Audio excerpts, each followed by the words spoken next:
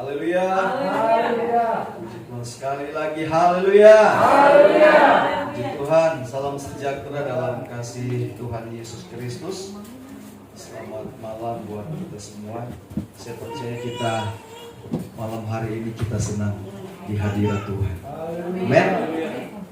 Saudara, kalau menikmati hadirat Tuhan, rasanya kita mau terus bersekutu dengan Tuhan. Haleluya. Terima kasih kepada Bapak Gembala dan Ibu Gembala yang hari ini memberikan kesempatan kepada saya untuk menyampaikan firman Tuhan. Puji Tuhan. Terima kasih, Tuhan Yesus memberkati buat kesempatan yang diberikan kepada saya. Saya senang hari ini, saudara. Saya bisa dengar lagi ini trompetnya berbunyi, saudara. Haleluya. Puji Tuhan. Mari kita membuka Alkitab kita di dalam Efesus pasal yang keempat, saudara.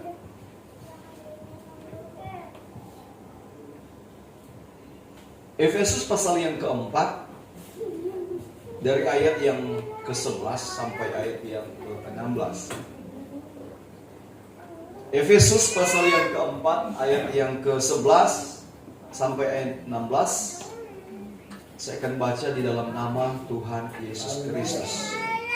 Dan Dialah yang memberikan baik rasul-rasul maupun nabi-nabi, baik pemberita-pemberita Injil maupun gembala-gembala dan pengajar-pengajar, ayat yang ke-12, untuk memperlengkapi orang-orang kudus bagi pekerjaan pelayanan, bagi pembangunan tubuh Kristus, ayat yang ke-13, sampai kita semua telah mencapai satu kesatuan iman dan pengetahuan yang benar tentang anak Allah, kedewasaan penuh dan tingkat pertumbuhan yang sesuai dengan kepenuhan Kristus.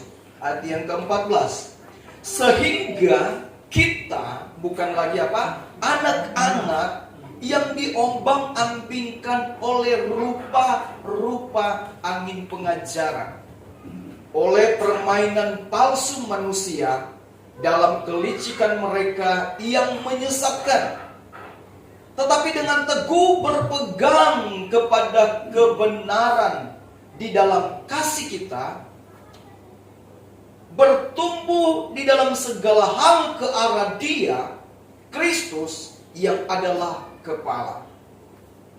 Ayat yang ke-16, daripadanya lah seluruh tubuh yang rapi tersusun dan diikat menjadi satu oleh pelayanan semua bagiannya sesuai dengan kadar pekerjaan tiap-tiap anggota, menerima pertumbuhannya dan membangun dirinya dalam kasih. Puji Tuhan. Haleluya.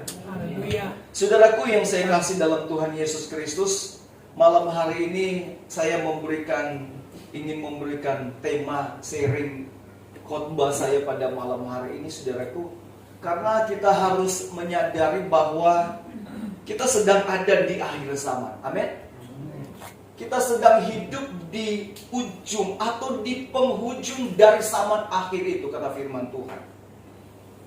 Dan gereja Tuhan, orang yang percaya kepada Tuhan, kalau kita melihat dalam Injil Matius bahwa gereja itu akan menuju kepada kesempurnaan. Gereja itu yang dikatakan sebagai mempelai wanita akan berjumpa dengan mempelai Kristus, Yesus Kristus, Tuhan kita. Nah, saudaraku, saya ingin berbicara malam hari ini adalah bertumbuh menjadi dewasa menjelang kedatangan Yesus Kristus. Amin. Betapa pentingnya, betapa perlunya kita memahami, saudaraku, dalam kekristenan kita ini, dalam kita mengikut Tuhan, dalam kita menjadi seorang pengikut Kristus, Kristus, saudaraku, kita harus mengalami pertumbuhan sampai kita menjadi dewasa di dalam Kristus Yesus. Amin. Karena melihat keadaan sekarang, saudaraku, ada banyak hal yang terjadi di dalam kehidupan orang yang percaya kepada Tuhan untuk mempengaruhi pertumbuhan iman kita, mempengaruhi pertumbuhan rohani kita, saudaraku. Lewat apa? Lewat pengajaran-pengajaran yang sudah nggak benar, saudaraku. Memang Alkitab sudah bilang, saudaraku, di akhir zaman akan datang, akan muncul penyesat-penyesat, kata firman Tuhan. Itu di akhir zaman akan terjadi. Dan ini sudah realita, saudaraku.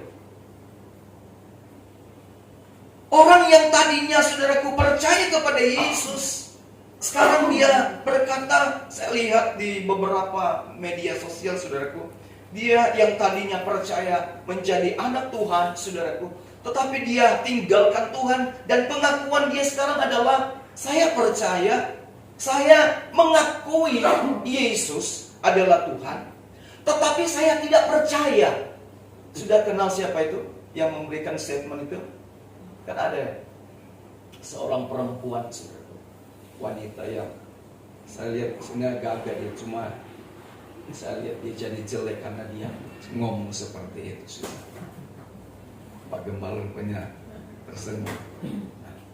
Nah, saudaraku, betapa pentingnya hidup kita, kekristenan kita, saudaraku, untuk kita mencapai, karena Alkitab bilang, saudaraku, gereja Tuhan ini akan sampai kepada kesempurnaan, sedang menuju kepada kesempurnaan. Karena gereja yang sempurna ini, saudaraku, yang akan berjumpa dengan Yesus Kristus. Beberapa hari yang lalu saya mau bilang berdebat atau tukar pikiran dengan, saya beli ayam di ruko yang di situ, Pak Gembala, yang toko maju apa itu, Maju Jaya atau apa, di situ jual ayam. Karena ada yang kasih tahu, Pak, beli ayam di sini. Saya sambil tunggu, saudaraku, sambil tunggu ayam dipotong-potong, dia mungkin tanya, Pak, siapa ini? Saya Pak Sony, mau tinggal di PDA 3. Oh. Akhirnya sampai dia tanya-tanya, saya bilang, ini banyak tanya. Saya bilang, ya saya pendeta. Oh, pendeta, oh ya. Dia tanya, Pak, saya kan orang Kristen. Saya mau tanya bagaimana tentang penyingkiran gereja, saudara. Tapi saya bingung sekarang, Pak. Kenapa? Saya dengar dari ini, dari banyak hal, dari banyak sumber, saudara. Kita harus bagaimana? Gereja yang akan mengalami penyingkiran, saudaraku, sebelum datang Yesus Kristus kedua kali, saudara. Gereja yang dipenuhi dengan kuasa Roh Kudus. Amin, saudaraku. Alkitab mencatat, oleh sayap burung nasar itu akan membawa gereja yang dipenuhi dengan Roh Kudus itu, saudaraku, di padang belantara. Di sana Tuhan akan memelihara mereka selama 3,5 tahun. Di sana mereka dipelihara oleh Tuhan. Saya menyampaikan beberapa ayat, saudaraku. Dan si ini bilang, Pak, waduh, agak repot ya. Saya bilang, dia bilang sama saya, nggak gampang ya Pak, untuk kita mengalami, kita disingkirkan. Karena dia tanya bagaimana ketika zaman antikristus itu satu keadaan yang begitu mengerikan, saudara. Tetapi gereja Tuhan, gereja orang yang percaya, yang dipenuhi dengan Roh Kudus, tidak akan mengalami masa antikristus, masa aniaya antikristus. Kenapa, saudaraku? Karena kita sudah dipenuhi dengan kuasa Roh Kudus. Amin. Itu sebabnya penting hidup kita, saudaraku. Bukan hanya 10 malam kita dipenuhi dengan Roh Kudus, tetapi kesaksian kita hari lepas hari. Setiap waktu kita selalu hidup di bawah pimpinan oleh kuasa Roh Kudus itu. Saudaraku yang saya kasih dalam Tuhan Yesus Kristus, kedewasaan rohani itu tidak ditentukan oleh umur, tidak ditentukan oleh penampilan kita, saudaraku. Tidak ditentukan dengan apa yang melekat pada kita. Kedewasaan rohani itu, saudaraku, diukur bagaimana dia menjadi. Saya tulis dalam bahasa Inggris ini, nanti kalau salah saudara tanya sama Bapak Gembala. Jadi kedewasaan itu ditentukan oleh, saudaraku, man the of spirit, atau terbalik. Gimana ini Pak Gembala? Manusia apa? Rohani. Manusia Tuhan. Man of God. Benar Pak Gembala ya? Benar. Kalau salah bilang aja, biar saya nggak jadi malu Pak Gembala. Daripada kita selesaikan di sini, jangan. Manusia yang dipenuhi dengan kuasa Roh Kudus. Jadi tidak ditentukan bagaimana umur, penampilan, apa yang melekat dalam diri kita, tetapi kehidupan rohani kita dengan Tuhan, saudaraku. Kehidupan rohani kita yang ada di dalam hidup kita bertumbuh di dalam rohani kita, saudaraku. Manusia rohani, manusia yang menjadikan Tuhan itu adalah segala-galanya di dalam hidupnya, saudara. Saya mencatat ada beberapa hal, saudaraku, ciri-ciri orang yang bertumbuh dewasa di dalam saudaraku, menjelang hari kedatangan Tuhan, saudaraku. Kita mau lihat dulu dari ayat 1 Korintus pasal yang kedua. 1 Korintus pasal yang kedua. 1 Korintus pasal yang kedua. Dari ayatnya yang ke-12.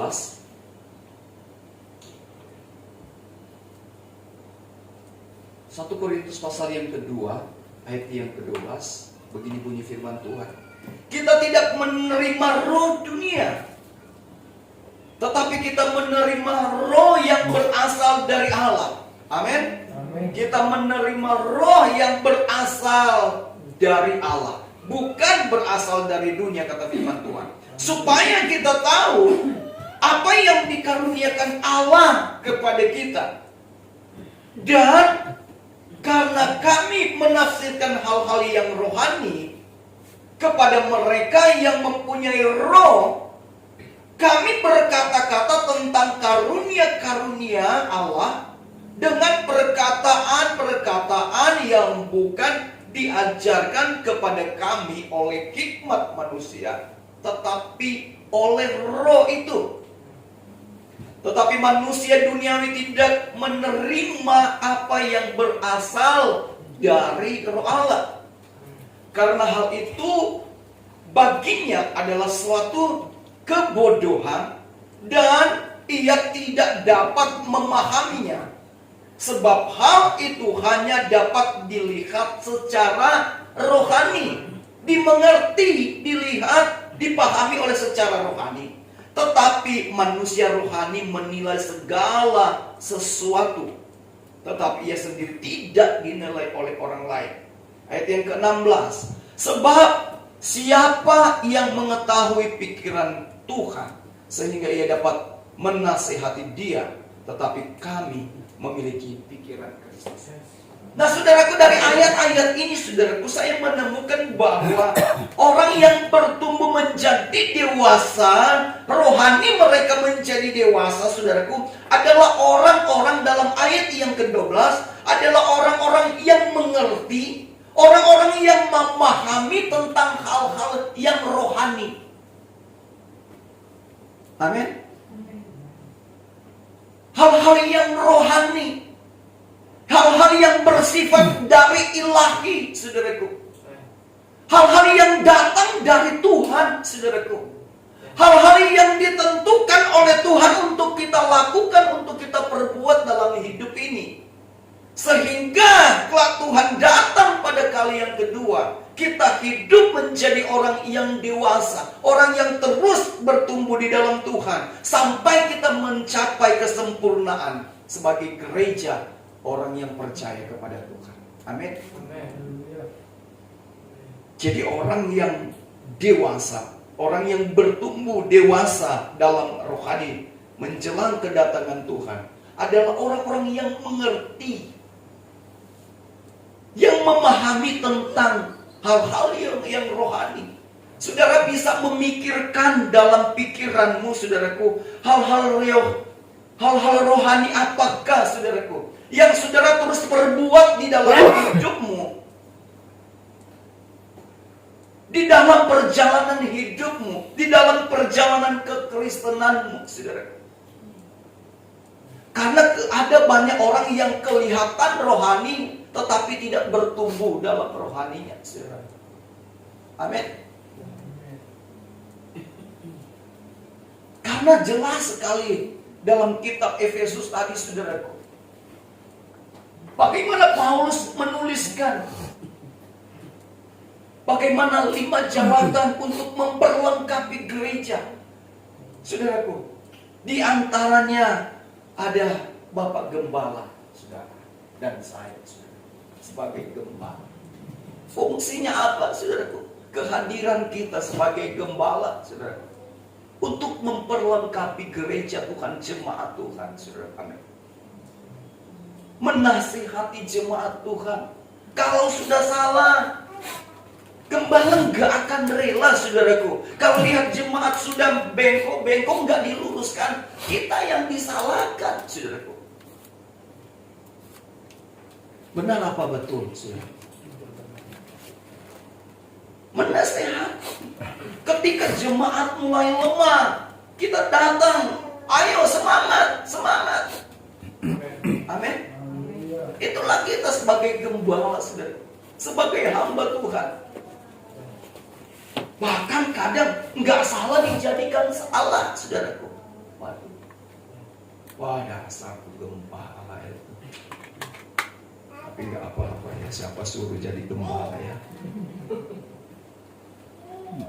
Tapi saya selalu menikmati, saudaraku. Sekalipun, saudaraku, ada hal-hal, saya rasa itu bagian dari melayani Tuhan, saudara. Ada seorang hamba Tuhan yang di Facebook saya baca tadi, dia seorang guru di sekolah Alkitab di daerah Manado, saudaraku.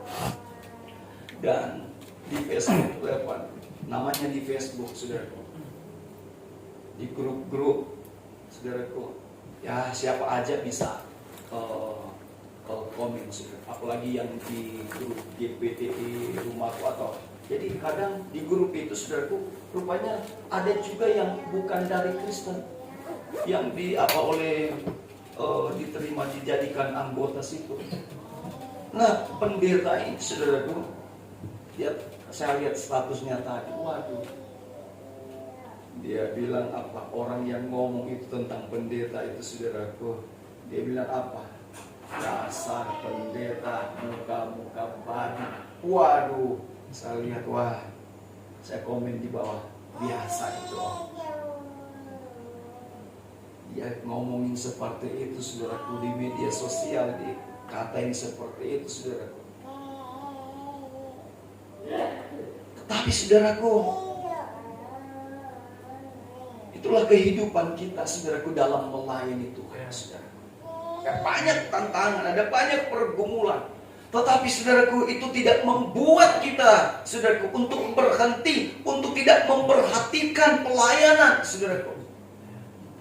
Untuk terus membawa jemaat bertumbuh, saudaraku, di dalam kerohanian mereka. Memberikan makan, saudaraku, memberikan vitamin-vitamin supaya, saudaraku, pertumbuhan kita, rohani kita itu sehat, saudaraku. Amin. Jadi orang yang bertumbuh menjadi dewasa, saudaraku, adalah orang yang mengerti tentang hal-hal yang rohani, tentang kehendak Tuhan, tentang rencana Tuhan, tentang kebenaran dari firman Tuhan ini, saudaraku. Yang kedua, dari ayat yang ke-15, dari pasal yang 1 Korintus pasal yang kedua ini, saudaraku, ayat yang ke-15 berkata demikian. Tetapi manusia rohani menilai segala sesuatu, tetapi ia sendiri tidak dinilai oleh orang lain. Yang kedua saya catat di sini, orang yang bertumbuh menjadi dewasa di dalam rohani mereka, saudaraku, adalah orang yang memiliki pertimbangan, penilaian yang baik, atau memiliki kepekaan terhadap segala sesuatu yang terjadi, sekalipun dia tidak dinilai oleh orang lain, saudaraku, kata firman Tuhan. Tetapi dia memiliki kepekaan, dia memiliki penilaian, pertimbangan, saudaraku. Dia tahu apa yang harus dia perbuat, saudaraku. Dia tahu kalau masalah itu datang, kenapa? Ini orang yang dewasa, saudaraku. Ketika mengalami masalah, dia harus memikirkan, saudaraku, dia harus memiliki pertimbangan atau penilaian, saudaraku, kepekaan, kenapa masalah ini datang. Yang kedua, kenapa? Apa tujuan dari masalah yang saya hadapi? Apakah sebagai karena ulah saya, karena dosa saya? Atau ini masalah datang sebagai teguran Tuhan buat saya? Tuhan mengingatkan saya, saudara. Jadi saudaraku, jangan saudara menggerutu kepada Tuhan ketika mungkin ada teguran Tuhan itu datang kepada saya dan saudara.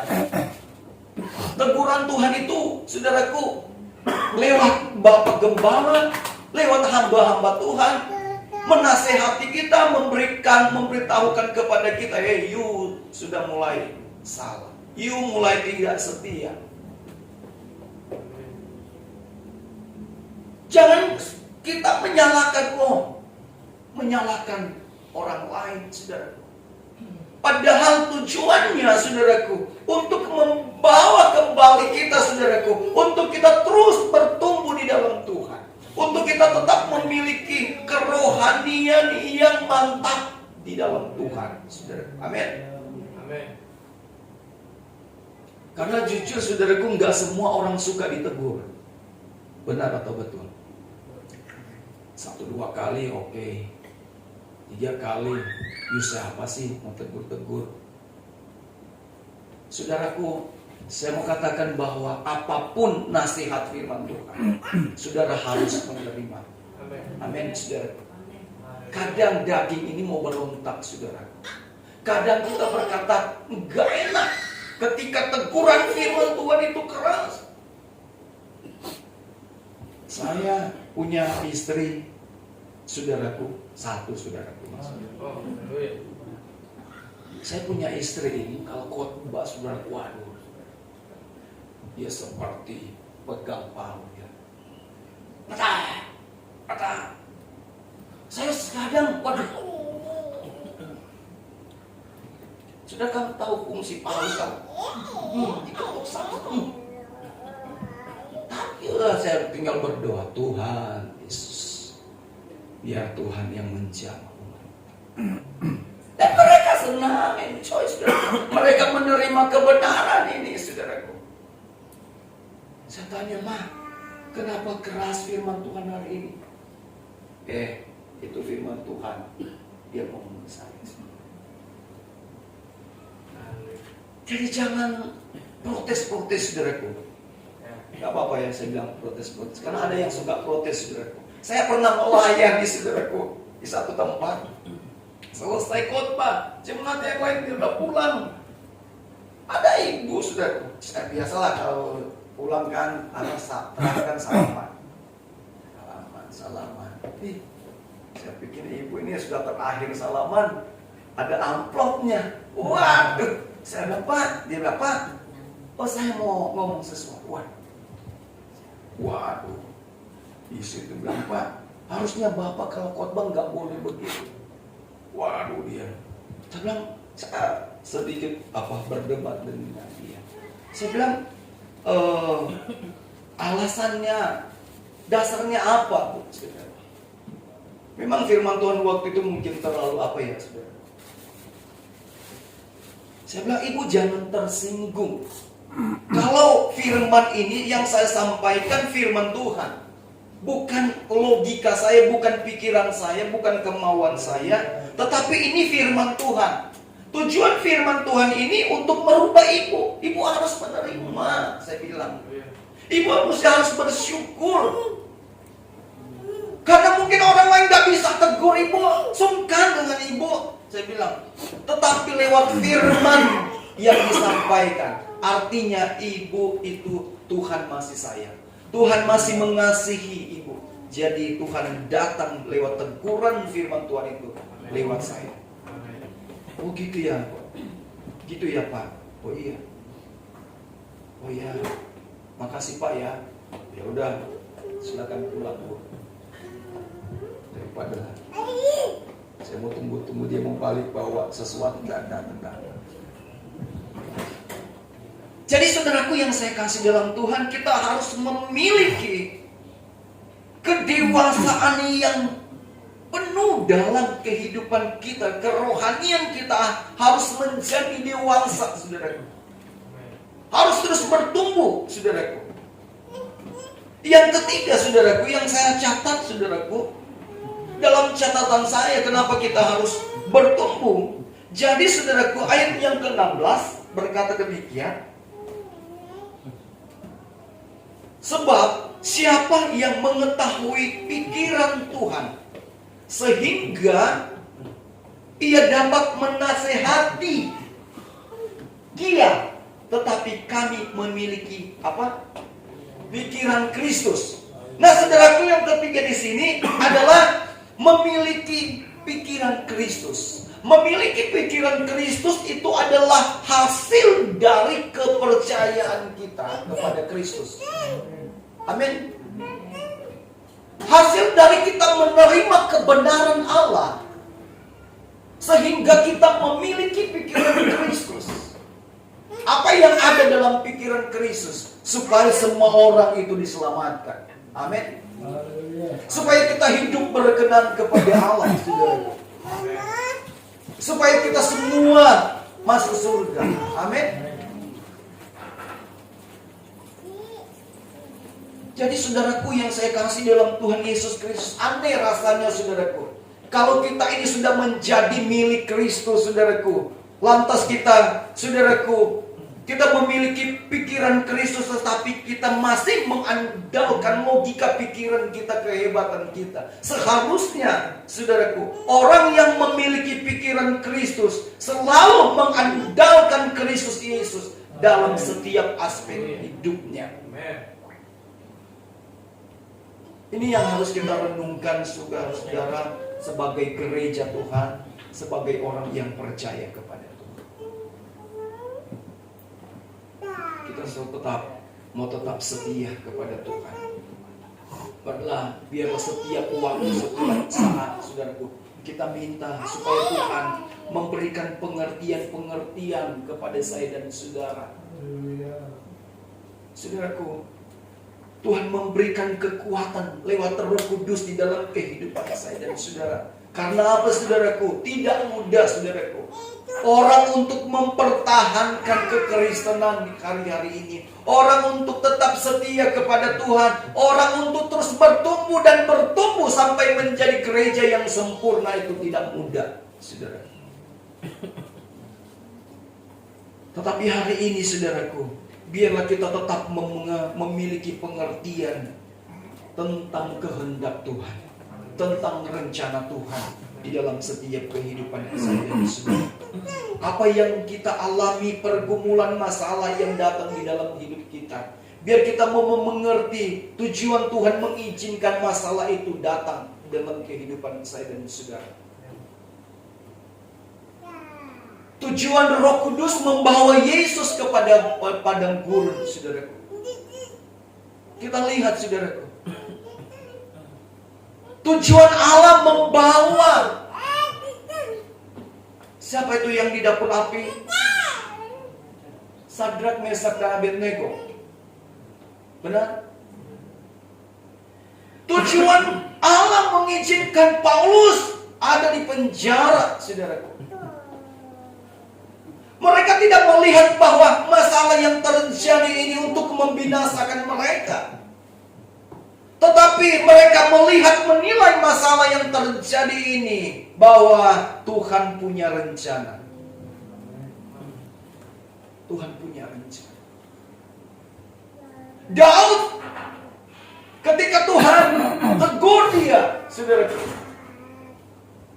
dia berkata kepada Tuhan dalam Mazmur pasal yang ke-52 atau berapa ya? 51, saudara. Jangan buang aku dari hadapan-Mu, dan jangan ambil roh-Mu daripada-Ku. Apa yang kurang dari diri Daud, saudaraku? Tidak ada, saudaraku. Tetapi teguran Tuhan itu datang kepada Daud. Untuk apa? Menyadarkan Daud, saudara.